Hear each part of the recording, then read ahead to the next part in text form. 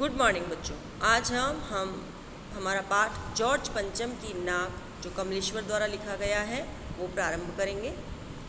यह बात उस समय की है जब इंग्लैंड की रानी एलिजाबेथ द्वितीय मैं अपने पति के हिंदुस्तान पधारने वाली थी। अखबारों में उनकी चर्चा हो रही थी। रोज़ लंदन के अखबारों से खबरें आ रही थी कि शाही दौरे के लिए कैसी कैसी तैयारियां हो रही हैं। रानी एलिजाबेथ का दर्जी परेशान था कि हिंदुस्तान, पाकिस्तान और नेपाल के दौरे पर रानी कब क्या पहनेगी।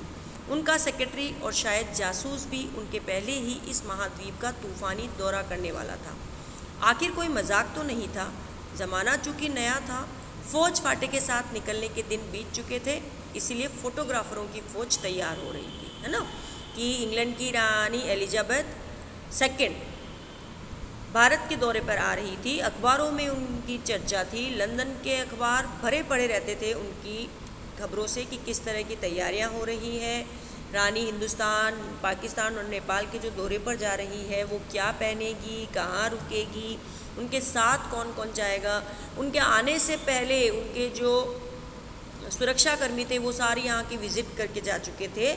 और पहले के जो राजा महाराजा थे बेटा वो अपने जो मंत्री और इनके साथ बाहर निकलते थे, तो आजकल वो सिस्टम नहीं था, तो फोटोग्राफ़र साथ हो जाते हैं कि इतने सारे फोटोग्राफ़र, ऐसा लगता है कि उनका पूरा ग्रुप जा रहा है राजा महाराजाओं के शान में। इंग्लैंड के अखबारों की कतरनें हिंदुस्तानी अखबारों ने दूसरे ही दिन चिपकी नज़र आती थी कि जैसे ही आज इंग्लैंड के अखबारों में कोई न्यूज़ छपी है तो वो अगले दिन भारत के अखबारों में छप रही थी कि रानी ने एक ऐसा हल्के नीले रंग का सूट बनवाया है जिसका रेशमी कपड़ा हिंदुस्तान से मंगाया गया है, कि करीब 400 पाउंड का खर्चा उस सूट पर आया है। एक एक चीज़। रानी एलिजाबेथ की जन्मपत्री भी छपी, प्रिंस फिलिप के कारनामे छपे, और तो और उनके नौकरों, बावर्चियों, खानसामों, अंगरक्षकों की पूरी जीवनियाँ देखने में आई। शाही महल में रहने और पलने वाले कुत्तों तक की तस्वीरें अखबार में छप गई। बेटा ये बात यहाँ पर इसलिए कही जा रही है कि ये व्यंग है कि आज अखबार हर उस प्रसिद्ध व्यक्ति की, है ना, कोई भी प्रसिद्ध व्यक्ति हो, उसके जीवन की हर चीज़, चाहे वो लोगों के काम की हो नहीं हो, सिर्फ अपने अखबार को प्रसिद्धि देने के लिए उनके जीवन से जुड़ी हर बात को अखबारों में छापते हैं। बड़ी धूम थी, बड़ा शोर शराबा था। शंख इंग्लैंड में बज रहा था, गूंज हिंदुस्तान में आ रही थी कि उनकी यात्रा के जो प्रारंभ जो क्षण थे वो वहाँ थे, लेकिन यहाँ तक उसके चहल पहल थी। इन खबरों से हिंदुस्तान में सनसनी फैल रही थी। राजधानी में तहलका मचा हुआ था। जो रानी 5,000 रुपये का रेशमी सूट पहनकर पालम के हवाई अड्डे पर उतरेगी, उसके लिए कुछ तो होना ही चाहिए कि भाई जब वहाँ इतनी तैयारियाँ हो रही है तो ऑब्वियस जो यहाँ आएंगी तो हमको भी तो तैयारियाँ करनी चाहिए। कुछ क्या, बहुत कुछ होना चाहिए। जिसके बावर्ची पहले महायुद्ध में जान हथेली पर लेकर लड़ चुके हैं, उनकी शान शौकत के क्या कहने, है ना, कि पहला जब विश्व युद्ध हुआ था तो सैनिकों की कमी के चलते जो बावर्ची लोग थे, जो किचन में काम करते हैं, वो भी युद्ध में भेजे गए थे। तो उनके कहने पे इतना काम हो जाता, बावर्ची युद्ध लड़ लेते हैं, तो ऐसी रानी की शान में तो कुछ करना ही चाहिए ना। और वही रानी दिल्ली आ रही है। नई दिल्ली ने अपनी तरफ देखा और बेसाख्ता मुँह से निकल गया, वह आए हमारे घर, खुदा की रहमत, कभी हम उनको कभी अपने घर को देखते हैं। बेटा एक फेमस शेर है उर्दू का कि कोई हमारे घर आया तो हमें इतना फ़ख्र फील होता है कि आप हमारे घर पधारे हैं। और देखते ही देखते नई दिल्ली का काया पलट होने लगा।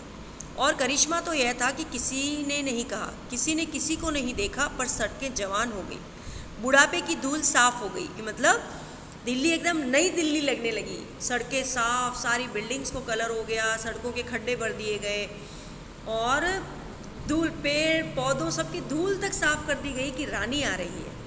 इमारतों ने नाजनीनों की तरह श्रृंगार किया। नाजनीनों नवयुवतियों, उर्दू शब्द है बेटा। लेकिन एक बड़ी मुश्किल पेश थी, वह थी जॉर्ज पंचम की नाक। नई दिल्ली में सब कुछ था, सब कुछ होता जा रहा था, सब कुछ हो जाने की उम्मीद थी, पर जॉर्ज पंचम की नाक बड़ी मुसीबत थी।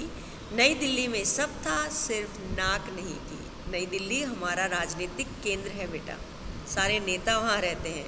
ये वहाँ व्यंग है बेटा कि नई दिल्ली में सब है लेकिन नाक नहीं है, मतलब स्वयं का सम्मान रखने की किसी को चिंता नहीं है, है ना।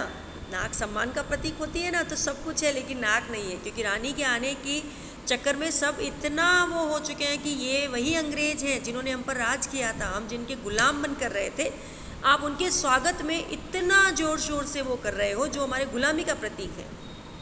तो कि नई दिल्ली में सब कुछ है लेकिन स्वयं का सम्मान रखने की ताकत नहीं। इस नाक की भी एक लंबी दास्तान है। इस नाक के लिए बड़े तहलके मचे थे, किसी वक्त आंदोलन हुए थे, राजनीतिक पार्टियों ने प्रस्ताव पास किए थे, चंदा जमा किया था, कुछ नेताओं ने भाषण भी दिए थे, गर्मा गर्म बहसें भी हुई थी, अखबारों के पन्ने रंग गए थे। इस बात पर थी कि जॉर्ज पंचम की नाक रहने दी जाए या हटा दी जाए, और जैसा कि हर राजनीतिक आंदोलन में होता है, कुछ पक्ष में और कुछ विपक्ष में, और ज़्यादातर लोग खामोश थे। खामोश रहने वालों की ताकत दोनों तरफ थी। कुछ लोग होते हैं ना इधर बोलते हैं ना उधर बोलते हैं, बस क्वाइट है वो ग्रुप में कहने को, लेकिन अपना मत नहीं रखते वो, है ना उधो का लेना ना माधो का देना किसी से कोई।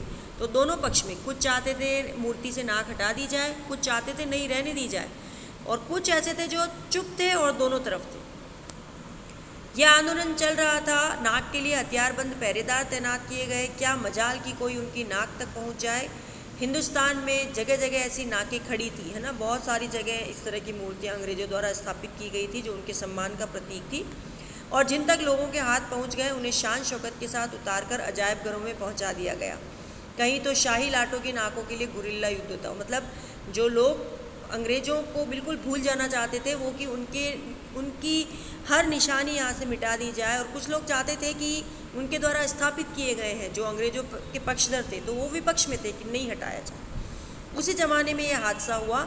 इंडिया गेट के सामने वाली जॉर्ज पंचम की लाट की नाक एकाएक गायब हो गई। हथियार बंद पहरेदार अपनी जगह तैनात रहे, गश्त लगती रही और लाट की नाक चली गई। कि क्रांतिकारी जो व्यक्ति हैं, जो देश के सच्चे भक्त हैं बेटा, उन्होंने अपना कारनामा कर दिखाया और जॉर्ज पंचम की मूर्ति से वो नाक उन्होंने हटा दी। उन्हें लगा कि भारत जब स्वतंत्र है तो इस तरह के उनके निशानियाँ या उनके सम्मान की कोई चीज़ यहाँ नहीं होनी चाहिए। रानी आए और नाक न हो, एकाएक परेशानी बढ़ी।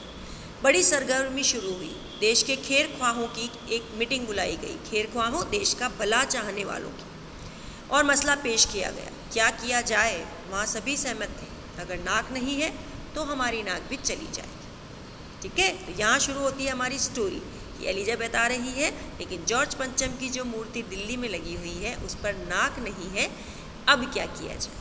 ओके, आज ये 2 पृष्ठ आपको पढ़ने हैं और इसमें से आपको 15 कठिन शब्द निकालकर उन्हें 2 बार लिखना है। ओके बेटा, बाय।